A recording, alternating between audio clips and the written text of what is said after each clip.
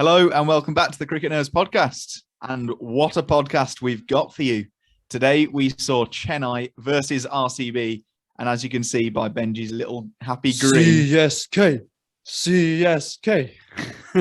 Yes. Chennai came out on top. So, boys, talk us through it. Zach, how are you feeling? I learned the song that David Willey came up with for when Royal Challengers won a game. I learned that song and we lost. So there's no point me learning it really. All in all, I thought it was actually a good game with some mistakes made on both teams and some pretty exciting cricket all round, which is what you want from an IPL match, pretty standard. There were lots of runs scored, and that's what we like to see. I obviously want to talk more about the RCB performances than the Chennai performances. I'll let Benji talk us through them. But one thing I want to say in terms of the first innings is Royal Challengers got off to a very good start in dismissing Ruturaj Gaikwad, who looked to be returning to form. He's getting a little bit better each innings, which is obviously very good to see if you're a Chennai fan. And we've got Moeen Ali run out for not many. And it was pretty good because they're two of Chennai's most dangerous batsmen. And you look at Robin Uthapar and Shivam Dube, you think Uthapar might be a little bit past it. Shivam Dube is a bit inconsistent. Both previous RCB players. And yeah, they just went to town on this. And I was a bit frustrated, really, if I'm honest, with Duplessis' tactics and the think tank behind which bowlers to bowl when. He hasn't got the best record against left-handers, but he got Uthapar out when he was on 88, and we could have bowled him a lot sooner than we did. I think he didn't bowl until like the 11th over or something ridiculous, and he's our middle order wicket taker, especially when we don't have Harshal Patel. I don't care if he's not got the best record against left-handers. We need wickets through the middle order, especially when we don't have Harshal Patel. So relying on Akash Deep to almost fill that Harshal Patel role, I think it was just a bit dangerous. And so, yeah, I think there were some interesting decisions made. Overall. Yeah, I agree. I think as well, too, when Hasaranga, let's be honest, Hasaranga is that out-and-out spinner for that side. Like Glenn Maxwell and Shabazz Ahmed are both decent bowlers, but they're not the frontline spinner of RCB's attack. And yeah, when you're waiting to bring him in to like the very, very late on, it does seem dubious. Just talking about the Chennai batting a little bit. Yeah, I think I felt for Guy quite a bit because just as he was coming back into form and looking a little bit convincing, the commentators on the Sky Sports commentary start saying, "Oh, he's looking good. Drifting his best score ever this year in the IPL." And then the next ball, he gets triggered by the umpire on a very, very tight umpire's call, which looked like it was quite high. So it just seemed a bit of a kick in the teeth for poor Gaikwad. But and that's the commentator's fault, as we all know. Yeah, it's not his fault. He wouldn't have got out otherwise. No, it's the commentator's curse. It's a real thing. And then I just want to talk about the run out of Moeen Ali. I mean, Robin Uthapar tried his best to run out Gaikwad at least 3 times before he got himself at LBW. So there's definitely something there. They need to work on some running between the wickets drills, I think, at Chennai, because there's been a lot of run-outs this season that just are not required. It is nice to see a decent opening partnership. It is nice to see a decent power play score from Chennai. It's not happened so far. And yeah, can't really complain about the innings of Shivam Dube and Robin Uthapar, aside from the fact that neither of them could kick on to their 100, which would have just been the icing on the cake, I think, for that game. I mean, Zach, you've already spoken about the RCB bowling. I mean, there wasn't really anyone to stand out there aside from Hasaranga. He was sort of the wicket taker, wasn't he? And I think you are definitely missing that death bowling of Harshal Patel, and our thoughts go out to him and his family at this, what must be a very difficult time for them. James, what's your take on the brutality shown by Uthapar and Dube? I thought it was brilliant. Dube did exactly what we expected from it. Zero foot movement and 100 bat movement. Hit 8 sixes and a really, really good 95, not out. He needed I think it was a 6 off the last ball to bring up his 100, and he couldn't quite get it, he deserved 100, to be honest. And so did Utapa. They both batted absolutely brilliantly. I've got to say, though, that as good as their batting was, and as much credit as they deserve, RCB deserve opposite credit for how badly they bowled. Akash Deep and who was it? Mohammad Siraj bowled horribly. They just wasn't good enough. Like, the standard of bowling that those two gave was so low that they kind of handed a really good total to CSK, and it really gave the game to CSK. I thought, their lines were poor. Akashdeep just kept on bowling wides. They just didn't have the ability to cope under the pressure, and I think it really showed how much Harshal Patel helps that RCB squad, because he's a partnership breaker, he's a brilliant death bowler, and he keeps a cool head. And Siraj has got a lot of talent, and so does Akashdeep, but neither of them have a cool head. Both of them have tried to cut their beards like Kohli, and obviously have taken on the temperament of Kohli, which is just fiery and lose your head straight away. So, that's what I thought of that innings. Should we move on to the RCB batting innings? Yeah. Go on, Ben. Well, what I was going to say was, it was less, I think, RCB of a batting story and more of a CSK bowling story. I think Thashankar looks awesome. I mean, he went for Theekshana looks awesome, but I think he went for they were calling him Thashankar on the commentary, so that's what I've been doing. But Theekshana looked really good with his bowling and picking up 4 wickets. I mean, potentially a few more runs than you'd like. But CSK also listened to the podcast with bowling, power play, spin. Moeen Ali at his most useful. Like, he only went for 7 runs in the power play off 2 overs. And then he got smashed around later on for a 12 and over or something. So, it's just good to see that. I think it was a very good fight from RCB. Dinesh Karthik finally lost his wicket for the first time in the IPL so far this year.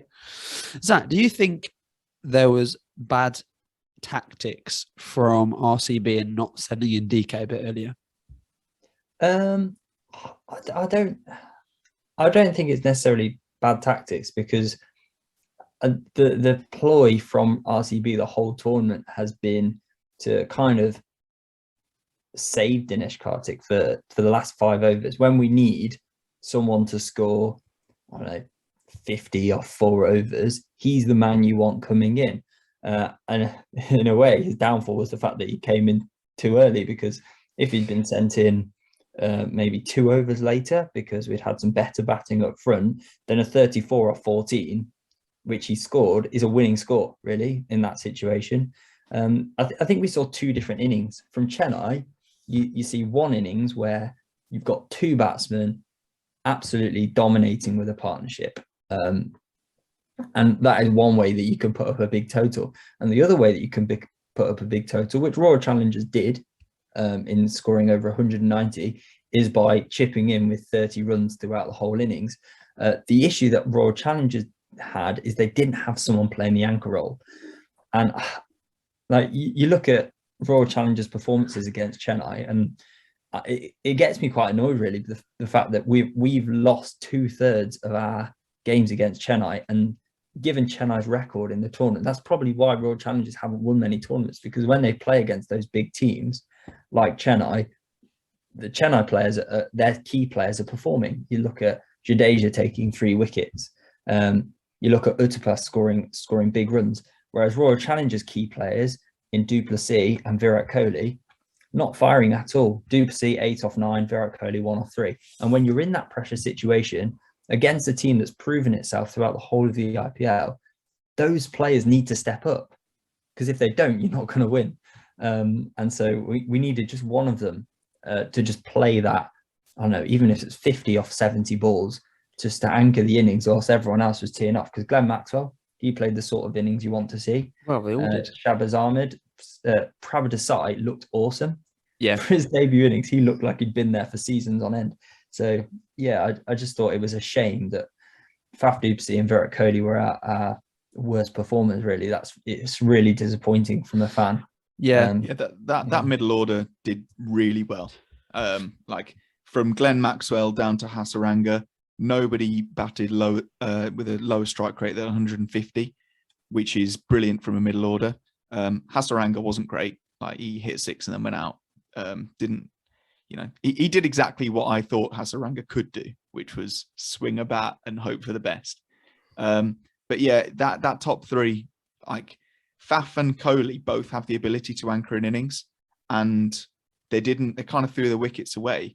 And I think that also comes back to the fact that they were chasing such a big total that they had this, this fire up the backsides thinking, oh, I need to score quickly. But, with the likes of Anuj Rawat, who obviously didn't, do well this time, and Maxwell, Ahmed, the new guy, Pravdasai, thank you, and Kartik, you've got people that can bat quickly around you. So, and, we've seen how Faf and Kohli can catch up later on in their innings. So it's about having that cool head, and it's something that people learn, but those are the two most experienced players on the side. So they should have learnt it by now. Should we talk a little bit about the bowling from CSK? Because, I mean, the obvious shining light is Theekshana with his 4 for 33. He's brilliant. I mean, I would like to speak about that because I've got a bit of a bee in my bonnet about CSK's bowling, and it's that our seamers are just useless. Like Chowdhury went for 13 and over. Yes, he took the wicket of Virat Kohli, but then he also dropped 2 absolute dollies off Theekshana. Chris Jordan and Dwayne Bravo. Dwayne Bravo is about 1 million years old and bowls slower than Rashid Khan. And then like Chris Jordan is continuing his form from the World Cup and Punjab Kings. It's like, it's just so frustrating. Like seeing this seam attack. I have got no idea. I genuinely can't fathom why you're playing Chris Jordan and you're not playing Dwayne Pretorius. Because he must be injured. That's the only thing. Dwayne Pretorius played so well. Like he was looking like one of the best death bowlers in the league. He was playing a bit like Harsha Patel in terms of like he just had so many slower balls. I can't agree more. Get him away. I cannot agree more. And then Chris Jordan, I mean, he's just not good enough. He just, he's the kind of person that when the pressure's off, he'll have the best game and you'll be like, blimey, he's got talent. But as soon as the pressure's on, he sucks. And he just got lucky that Theekshana sort of carried that bowling attack. Well, but I definitely agree. 7 wickets came from the spinners, and like Moeen, even though he got slapped around in his 3rd over, still had an economy of 6.33. Like he was the most economic bowler in that innings, and like because he bowled that tight power play. So I'm really glad that Jadeja's now using Moeen effectively in the power play. Like we saw him do that in the World Cup, and that was fantastic. Chowdhury, again, we know that he really should be Deepak Chahar, but he's now not going to be playing the whole of the tournament. And this is the last time I'm going to mention Deepak Chahar, I promise, because I've said it every CSK video so far. That's a lie. You're not going to stop mentioning it. But I think one of the other guys, one of like KM Asif, or I can't remember his name, but the other lad who played the right armour, who also played the Indian right armour who played, like, they need to have a go. And then, as soon as they're fit, Adam Milne and Dwayne Pretorius needs to come in for Jordan and Bravo, because just something's going wrong there. Jadeja looked all right with the ball, took 3 wickets, was a bit expensive, but that shone like Theekshana looked fantastic. Like being able to be that mystery spinner and turn it both ways, and then also just push it through quite quickly as well. Like he looks like Chennai have finally learned that they need a frontline spinner. Like Moeen and Jadeja are great, they're great spin bowlers, but like they're not the front line out and out pure spinner like most teams have. So yeah, it was definitely some good things from today. But yeah, the seam bowling needs sorting out. So let's finish up with heroes and villains. Zach, please. Heroes and villains. Hero has to be Shivam Dubey. I think he looked great. Yes, I'm frustrated at Royal Challengers bowling. I do think it could have been a lot better, but you can't take away his innings of 95 or 46. Was brutal, and it was good to watch, even though it was hard to watch as a Royal Challengers fan. Villain was probably Akashdeep. We saw him bowl really well in the last game against the Mumbai Indians, and he really stepped up and really delivered. And this game, when we were missing Harshal Patel, he needed to do it again, and he didn't. And that's probably just his inexperience, inconsistencies coming through. So he's definitely a villain for me. My hero is Ambati Raidu. The man didn't bat because he is far too slow for what we needed in today's game.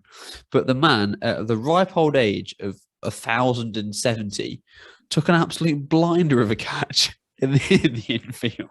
That was probably the catch of the season. The old man sprung back and took it one-handed. I was so impressed.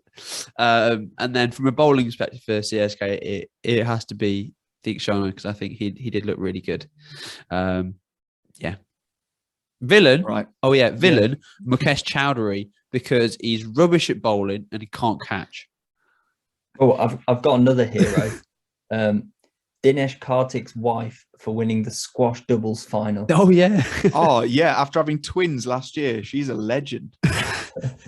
Yeah. You know what? She's my hero. And my villain, I know. Dinesh Karthik's wife is just my hero and my hero. And that's where we're ending it. So my other hero will be you, because you're going to subscribe to the Cricket Nerds channel. So please join the Cricket Nerds family. We are so close to 200 now.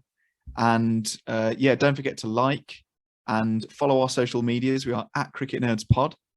I don't think there's anything else. Just we're having a great time. So join us every single day of the IPL. And if there's a Chennai fan out there, please make yourself known, because I'm getting lonely. Yeah, and also, obviously, like, we've got tons of Chennai fans, we've got tons of RCB fans, and tons of Punjab fans, a lot of KKR fans. Just watch the Sunrisers and the Gujarat videos, because they do terribly because they've got no fans.